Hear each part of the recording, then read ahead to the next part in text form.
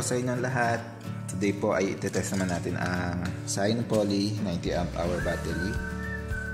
So bali i-unbox po muna natin to para makita natin kung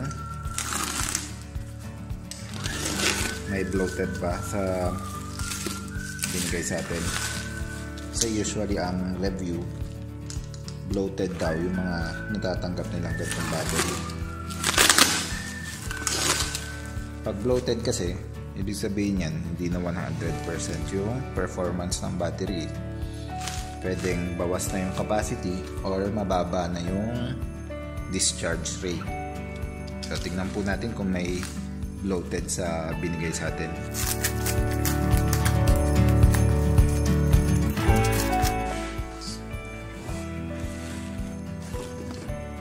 Oh no. Mapapansin nyo, unang cell na nilabas ko medyo bloated. Kikita nyo hindi straight, may curve dito pag ganyan. Oh, not good. Pati ito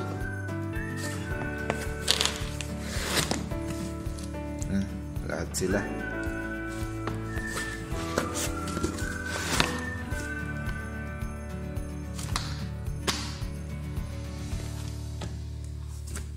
Kita nyo, medyo bloated.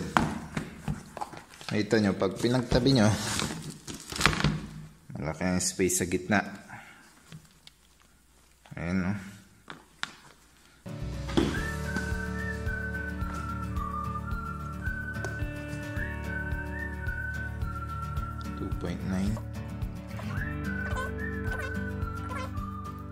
So, dalawang 2.9, dalawang 3.0. Ba yan?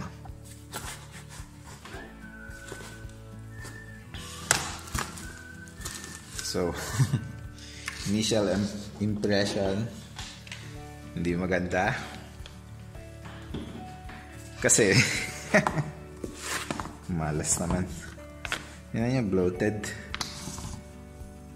Hindi magdikit. Kung hindi yan bloated, dapat ganito. Dikit yan. Kaso, ayan, ganyan na natanggap natin.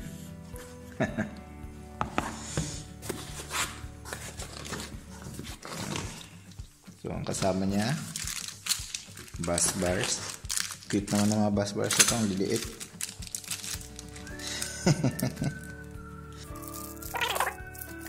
At meron siyang mga rubber bands.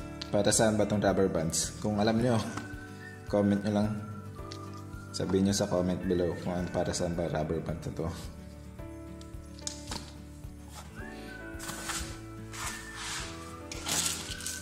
So ngayon, check natin kung ilan yung capacity makukuha natin.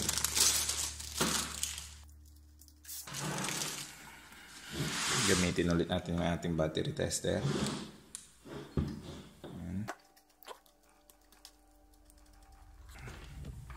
So ito una natin test. Sabi 2.9 yung voltage na dumating. Ang baba. So, ngayon ito mga to bloated. Bakit ba nagiging bloated ang mga battery? Yan, kapag nagbo-bloat sila kapag na-over discharge, na-overcharge or sumusobra na init.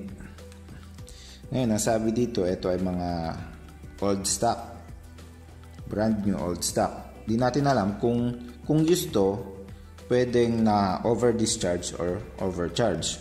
Pero sabi nila brand new pero old stock. Ang pwede mangyari kasi kapag old stock to, tapos iniwan lang nila, hindi nila chine-check yung voltage, over time bababa yung voltage niya at ma-over discharge. So yun yung mangyayari kapag iniwan lang siya. Kapag old, tapos iniwan mong hindi china-charge, yung voltage niya unti-unting babagsak at magbo-bloat siya. Ganito. Or kung iniwan mo namang fully charged, may possibility din na mag-bloat yan. Kasi mga lithium batteries, ayaw nila ng na-over discharge or na-overcharge kasi nagbo-bloat sila. So, nagdi-degrade yung cell kapag nangyayari yun. Pag nagbo-bloat, katulad nito, mayroon na isang battery dito, pang RC. Makikita mo to. Bloated tong battery na to. Mabilog na. Ayan. Dapat flat yan. Ito ay hindi ko in-overcharge, hindi ko rin in-over-discharge. Chinarge ko lang ng 4.2 volts, which is yung tama naman voltage nun, pero hindi ko ginamit. So, naiwan siyang full charge. At katagalan, ganito ang nangyari. So, ganito rin sa iba yan. Ayaw nila ng naka-full charge lang, ayaw din nila ng nadi-discharge ng sobra. Kasi, yan, masisira yung battery. So, i-run lang natin yung test. Tignan natin kung aabot ba ng 90 amp hour ang battery na to. So, ganun pa rin ang pag-test natin dito. I-charge natin to 3.6 volts and then discharge to 2.5. Ayun. And then, i-charge lang ulit natin sa 3.3 para masaya yung battery. So, ayan. At nag-start na mag-charge ng isang cell. So, habang itinetest natin yan, i-charge naman natin itong tatlo. I-parallel lang natin. Ito. So, yung kasama niya pala, 4 na bus bars. Usually kasi, mga ganito, 3 lang ang binibigay. Ito, 4 ang kasama. So, pwede natin siyang pagkabit-kabitin.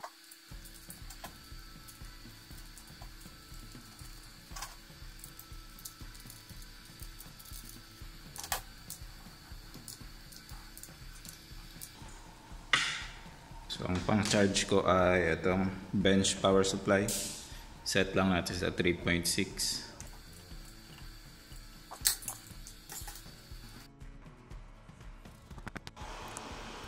Ayan. So, after 17 hours of charging, nakapagkarga tayo ng 85.99. So, yan ay from 2.9 volts to 3.6. So, may natira pa yan kaya 85 lang ang nakuha natin. Ngayon, pag discharge natin, dapat makakuha tayo ng 90 amp hours. Sa ngayon, naka 53 amp hours na tayo in almost 2 hours. So, mukha na mga abot to ng 90 amp hours. At natapos na po ang pag-discharge natin sa isang cell. Ang nakuha po natin ay 88 amp hours. So, malapit po siya sa 90 amp hours na advertised capacity. So, okay po sa atin yun. Pero, kung maalala nyo po, nung una natin siyang chinarge, ang naikarga natin ay 85. Tapos, nung discharge natin ay 88. So, parang ang natitirang laman lang niya talaga ay 3 amp hours. So, parang almost empty na yung cell. Kaya siguro itong mga cells na to bloated kasi nung nakastore sila, unti-unting na-discharge, nawalan ng laman, ayan, bloated. Ngayon, i-test na lang po natin itong natitirang tatlo para makita natin kung ilan ang capacity naman ng mga yan. So, ayan po, at na-test na po natin lahat ng cells. Ang nakuha po natin ay 88, 89, 90, and yung pinakahuli po, 88. Ngayon, napansin ko dito sa pinakahuli kong tines, umiinit yung battery terminal. Pati dito sa yung mismong cell, umiinit. Hindi naman sobrang init, pero mararamdaman mong warm. 20 amps lang naman ang dini-discharge natin. So, dapat hindi siya ganun kainit. Hindi siya mag-iinit ng ganito. Hindi katulad na itong tatlo, hindi uminit nung discharge ko. Ito, uminit. Nararamdaman mo. And yung mas lumaki na yung pagka-bloat niya. Mas lumaki. Hindi halata sa camera pero lumaki na siya. Feeling ko mataas na yung internal resistance na itong battery na to. Di bali at nakabili na tayo ng pang test ng internal resistance. Baka i-deliver nila today. So matest natin kung ano yung mga internal resistance na itong mga cells na to. At nandito na ang pang test natin ng internal resistance. Dumating din. Ayan.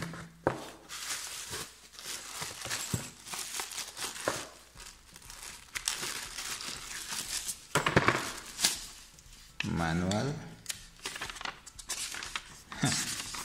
Puro Chinese.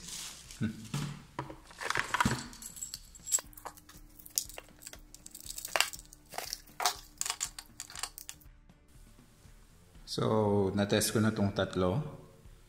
0.62 milliohm ang nakukuha ko sa tatlo. Dito sa pang-apat, ito yung umiinit. Ang nakuha ko ay 0.85. So, mas mataas talaga yung internal resistance na itong cell na to. Kaya siya umiinit compared dito sa tatlo. Itong iba ay yan, 60 lang, 62.62. Ito ay 0.85 or something, ganyan. Kaya siya umiinit. So, malamang kapag dinischarge natin to ng 1C, mga 90 amps, hindi niya kakayanin yan. Mas mababang capacity makukuha natin kasi yung voltage babagsak agad yan kapag mataas ang internal resistance ng battery. So, dyan na po nagtatapos ang ating pag-test sa battery sa ating Sinopoly battery na 90 amp hour. Pasok naman po yung mga capacity na nakuha natin. Ang issue ko lang ay bloated siya. So, hindi natin alam kung gaano pa katagal ang itatagal ng battery na to. Medyo mataas ng konti yung internal resistance na itong isa. Pero chinek ko yung specs sa seller. Ang sabi ay 0.70 milliohm naman. So 0.70, 0.80 ba? Malapit lang siya. So baka hindi naman issue yun. Pero yun. Yun kasi medyo umiinit to nung tines ko. So, ewan ko kung malaki ba yung effect ng 0.10 milliohm na difference sa tatlong cell.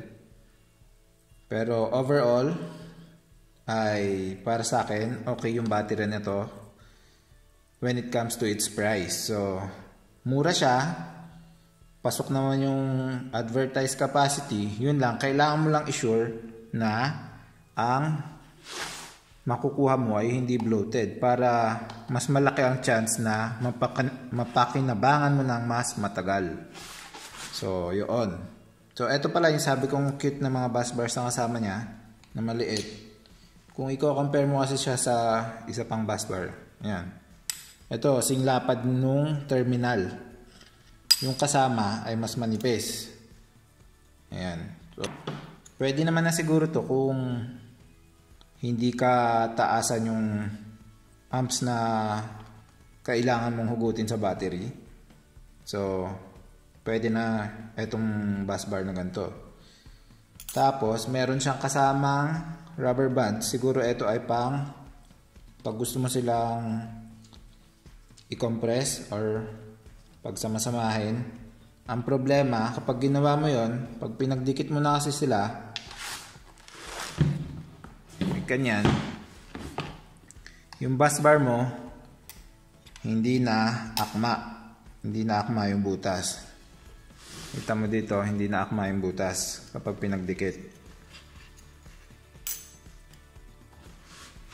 So kung makikita nyo, tingnan nyo, after ng una kong test, lalong lumaki yung space sa pagitan. Kasi yung lalong lumaki yung lalong nabuntis yung mga cell. Halos yung kapal na nung bus bar na kasama. Yun lang. Nahihiya naman na akong ibalik to dun sa seller sa 1-point system. Kasi binalik ko na yung, tinanggap nila yung cab na 200 amp hour. So, pinick up nila at ni-refund nila yung buong bayad.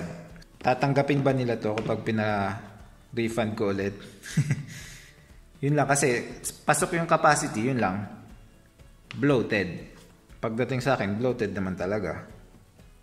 So, kung mare-recommend ba, maganda siya at mura as long as sure na hindi bloated yung makukuha mo. Kung bibili ka sa mismong store, pwede mong ma-sure na yung cells mo ay hindi bloated. Pag pinagtabi mo, dapat ganyan.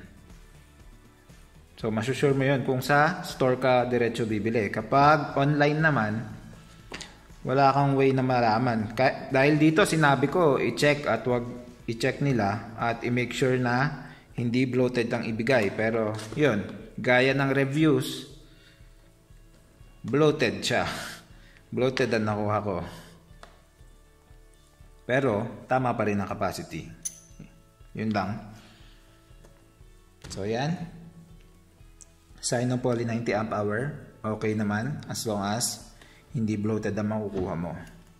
Para sa next ating video, dumating na yung S168 na cylindrical battery natin. Yun naman ang isusunod nating itetest kung okay ba siya. Ang nakalagay kasi doon ay 70 amp hour.